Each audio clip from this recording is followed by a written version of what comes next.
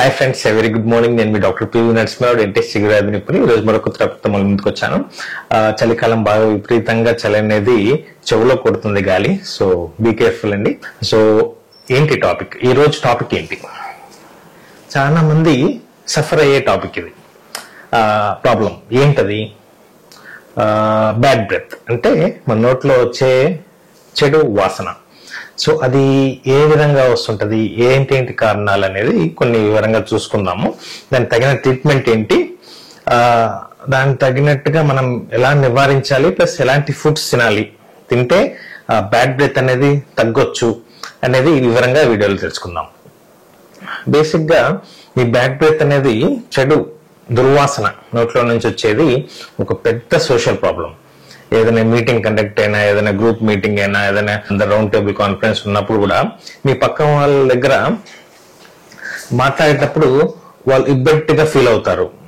కొద్దిగా స్మెల్ వస్తుంది మీ నోట్లో అనేసి. సో మీరు ఎలా ఫీల్ అవుతారు? అదొక పెద్ద హ్యూమిలేటింగ్ గా సోషల్ ప్రాబ్లం లాగా మనం ఫీల్ అవుతాం.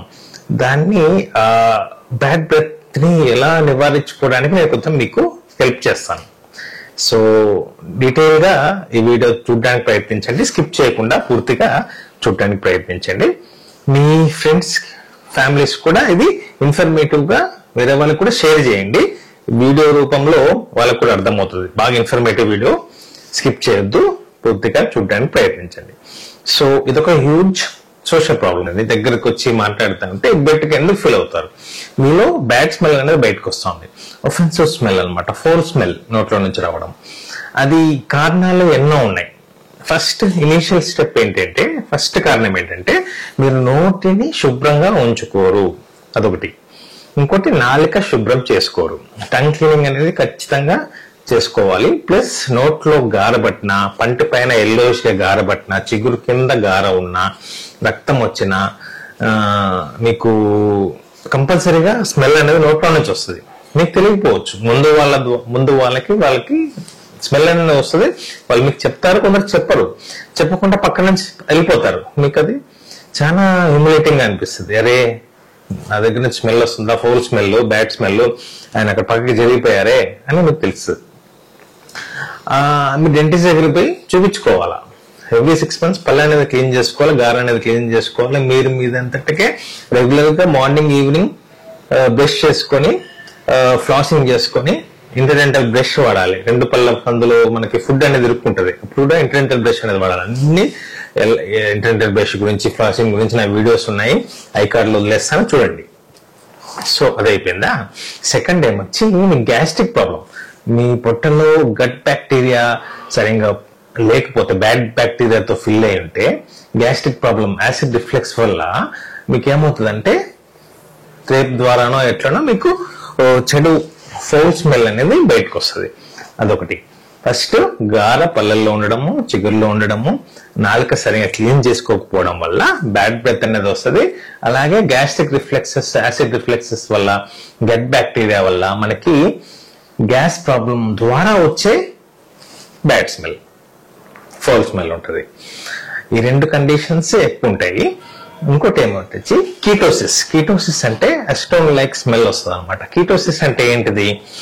మనం వెయిట్ లాస్ కావడానికి చూస్తాం. అప్పుడు ఏం చేస్తాము? కార్బోహైడ్రేట్స్ ని బాగా తగ్గిస్తాం. రైస్ తినడము, ఏది కానీ రిఫైన్డ్ షుగర్ కానీ, స్వీట్స్ కానీ, టీ, కాఫీ కానీ దాదాపు తగ్గించి మనం వెయిట్ లాస్ చేయడానికి, అంటే బరువు తగ్గడానికి ప్రయత్నిస్తాం. సో అలాంటప్పుడు ఏమవుతుందంటే, మనం తినే కార్బోహైడ్రేట్స్ తినేటప్పుడు మన ఎనర్జీ రావడానికి గ్లూకోజ్ అనేది బాగా తోడ్పడుతుంది. గ్లూకోజ్ ని బ్రేక్ డౌన్ చేసి మనకి ఎనర్జీ రూపంలో వస్తుంది. కానీ కీటోసిస్ ఏం చేస్తుంది అంటే, మన కార్బోహైడ్రేట్స్ తినట్లేము, స్వీట్స్ తినట్లేము, ఏం తినట్లేము, షుగర్, రైస్ కంటెంట్ తగ్గించాము, అన్ని చేసాము. సో మనం ఫాస్టింగ్ అనేది చేస్తున్నాం.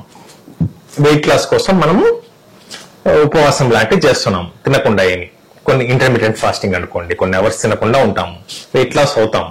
సో అలాంటప్పుడు ఏమవుతుందంటే, ఈ గ్లూకోజ్ నుంచి మనకి ఎనర్జీ కాకుండా ఫ్యాట్, అంటే కొవ్వు కరిగిపోతా ఉంటది. కొవ్వు కరిగి మనం కొవ్వు కరిగించుకుని ఎనర్జీ ప్రొడ్యూస్ చేస్తూ ఉంటుంది బాడీ. సో కొవ్వు కరుగుతూ ఉంటే ఏమవుతుంది? ఫ్యాట్ లాస్ అవుతాయి, మనం వెయిట్ అనేది తగ్గుతూ ఉంటాం, సన్నగా అవుతూ ఉంటాం, లావుగా ఉండేవాళ్ళు. సో అలా దాన్ని కీటోసిస్ అంటాం. ఆ కీటోసిస్ అప్పుడు ఏమవుతుందంటే ఎసిటోన్ లైక్ స్మెల్ అనమాట. అంటే నోట్లో నుంచి ఆ బ్యాడ్ స్మెల్ అనేది కొందరికి వస్తుంటది, కొందరికి రాదు. సో అలాంటప్పుడు కూడా ఈ ఛాన్సెస్ ఉన్నాయి బ్యాడ్ బ్రెత్ రావడానికి. సో ఇది గారబట్టడం, నోట్లో నాలుక సరిగ్గా క్లీన్ చేసుకోకపోవడము, కీటోసిస్ అండ్ యాసిడ్ రిఫ్లెక్స్, అంటే గ్యాస్ ప్రాబ్లం ఉన్న వాళ్ళకు కూడా ఈ బ్యాడ్ స్మెల్ అనేది వస్తుందని గ్రహించుకోవచ్చు. సో ట్రీట్మెంట్ ఏంటి దీనికి? యాసిడ్ రిఫ్లెక్స్ అంటే మీకు గ్యాస్ ప్రాబ్లంతో వస్తుందంటే మీరు మెడికల్ డాక్టర్ దగ్గరికి పోయి, ఫిజిషియన్ దగ్గర పోయి మాత్రలు వాడండి. గ్యాస్ ని తగ్గించుకుంటే మీకు బ్యాడ్ బ్రెత్ అనేది తగ్గుతుంది. నోట్లో ఎక్కడికి వెళ్తారు? ఎక్కడ పోలేరు, డెంటిస్ట్ దగ్గరికి పోతారు, ఎక్కడ పోలేరు. డెంటిస్ట్ దగ్గర పోయి మంచిగా క్లీన్ చేసుకోండి. నోట్ అంటే పళ్ళ పైన ఉన్న గార, చిగురు కింద ఉండే గార, అదంతా బాగా క్లీన్ చేసుకుంటే గారలో ఉండే క్రిములు పోతాయి. అప్పుడు తద్వారా మీకు చిగురు, రక్తం రావడం తగ్గుతుంది, స్మెల్ రావడం తగ్గుతుంది. నాలుక బాగా క్లీన్ చేసుకోవాలి. నాలుక మీకు డెంటిస్ట్ క్లీన్ చేయరు, టంగ్ క్లీనర్ పెట్టుకోండి. మీరు రెగ్యులర్ గా మార్నింగ్ ఈవినింగ్ టంగ్ క్లీనింగ్ చేసుకోండి. ఒకవేళ తెల్లగా లేయర్ గా ఫామ్ అయి ఉంటే మీ నాలుక పైన పింకిష్ గా ఆరెంజ్ కలర్ లో ఉండాలి మీ నాలుక, అది గుర్తుపెట్టుకోండి.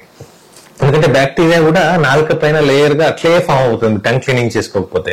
ఆ బ్యాక్టీరియా వల్ల మీకు బ్యాడ్ స్మెల్ అనేది బయటకు వస్తుంటది. సో ఇది. సో మనకి నోట్లో 800 గుడ్ బ్యాక్టీరియా ఉంటాయి అన్నమాట. సో ఆ గుడ్ బ్యాక్టీరియాని ఏం చేస్తుందంటే, ఈ బ్యాడ్ బ్యాక్టీరియా ఉండే ఒక 2-3 బ్యాడ్ బ్యాక్టీరియాలు ఉంటాయి, క్రిములు, 2 రకాల స్పీసీస్. సో ఆ 2 రకాలవి ఏం చేస్తాయి అన్నమాట, ఇది డామినేట్ చేస్తాయి. ఇవి గుడ్ బ్యాక్టీరియా మీద ఫైట్ చేసేసి వాటిని డామినేట్ చేసేసి అవి ఉండడం వల్ల చిగుర్లో, గారల్లో, పళ్ళల్లో ఏది క్లీన్ చేసుకోకపోతే అప్పుడు ఏం చేస్తుంది, అవి బాగా యాసిడ్ ప్రొడ్యూస్ చేయడం వల్ల మీకు నోట్లో నుంచి బాగా బ్యాడ్ స్మెల్ అనేది, ఫౌల్ స్మెల్ అనేది వస్తుంది. సో ఈ 2 బ్యాడ్ బ్యాక్టీరియా వల్ల ఈ గుడ్ బ్యాక్టీరియాని డామినేట్ చేసి బాగా డామినేట్ అవుతాయి. ఫౌల్ స్మెల్ క్రియేట్ చేయడానికి అవి ప్రధానంగా కారణం అవుతాయి అన్నమాట.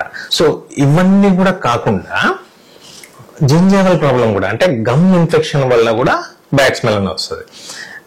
ఏది లోకల్ గా ఏమవుతుందంటే గారపట్టడం రెగ్యులర్ గా ఉంటుంది, క్లీన్ చేసుకుంటారు. లోకల్ గా ఏమవుతుందంటే మనకి చిగురులో ఫుడ్ అనేది ఇరుక్కుపోతూ ఉంటది, తీసుకోకుండా ఉంటాం, అట్లే వదిలేస్తాం. చిగురులో ఏదైనా నాన్ వెజ్ కానీ, ఫైబర్ ఫుడ్, బెండకాయ అట్లాంటి, క్యారెట్, కుకుంబర్ అలాంటివి ఇరుక్కున్నాయి అనుకోండి, చిగురులో నుంచి వెంటనే తీసేయాలి.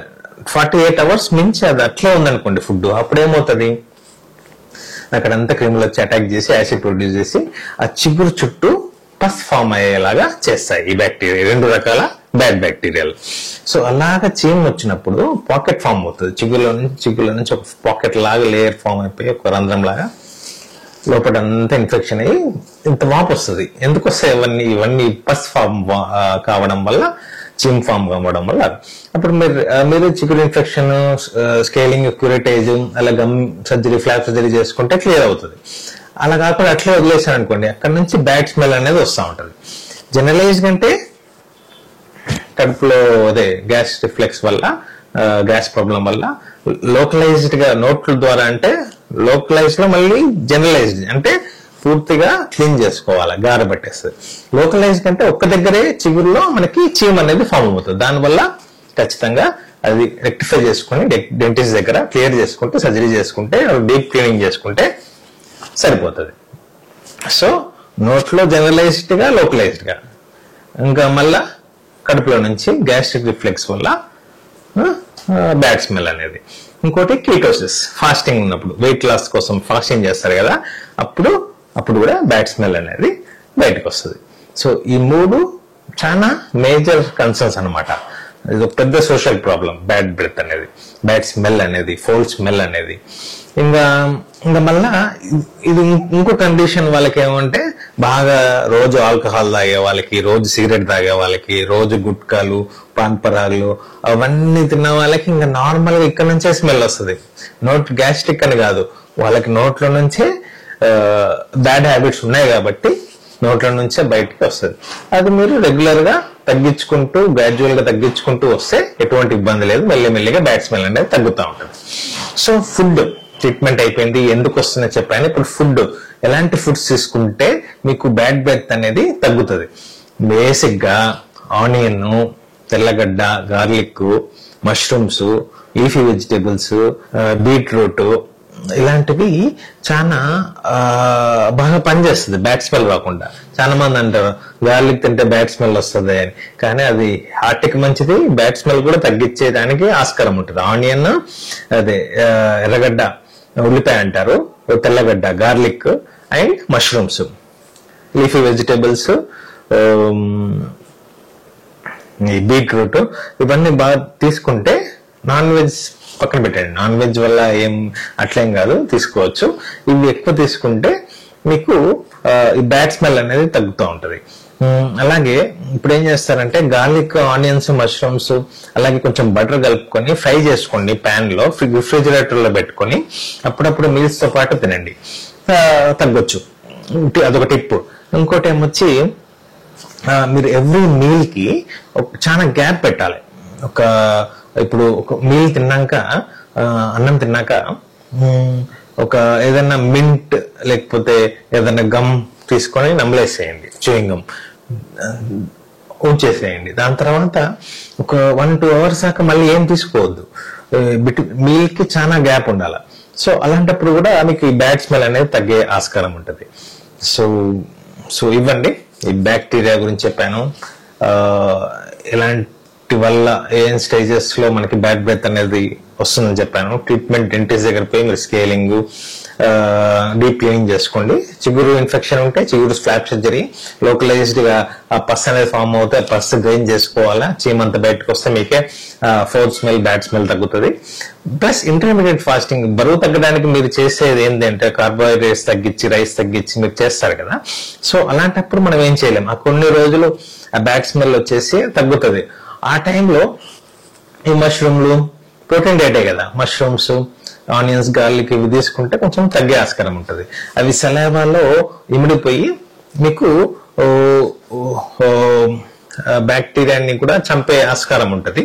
సో అసిడిక్ కంటెంట్ కాకుండా ఆల్కలైన్ కంటెంట్ బ్యాక్టీరియా ప్రొడ్యూస్ అయ్యి నోట్లో మీకు ఈ బ్యాడ్ స్మెల్ అనేది బాగా తగ్గించే ఆస్కారం ఉంటుంది అనమాట ఈ ఫుడ్ తీసుకుంటే. సో బాగా డీటెయిల్ గా నాతో పాటు ఉండి ఈ వీడియో చూసినందుకు ధన్యవాదాలు, థ్యాంక్స్ అండి. ఎవరైనా సబ్స్క్రైబ్ చేయకపోయి ఉంటే కింద సబ్స్క్రైబ్ బటన్ ప్రెస్ చేసి బెల్ ఐకాన్ ని యాక్టివేట్ చేసి మరిన్ని వీడియోస్ కోసం వేచి చూడండి. వీడియోస్ పెడతానే ఉంటాను, మంచి మంచి కంటెంట్, మంచి మంచి థాట్స్, ప్రాక్టికల్ గా పేషెంట్స్ అడిగే కమెంట్స్ రూపంలో వచ్చే క్వశ్చన్స్ కూడా నేను ఆన్సర్స్ ఒక వీడియో తీస్తాను. సో మరిన్ని వీడియోస్ తో మళ్ళీ ముందుకు వస్తుంటాను. This is doctor PV Narasimha Rao signing off. Take care, have an healthy food and be happy in your life. Bye.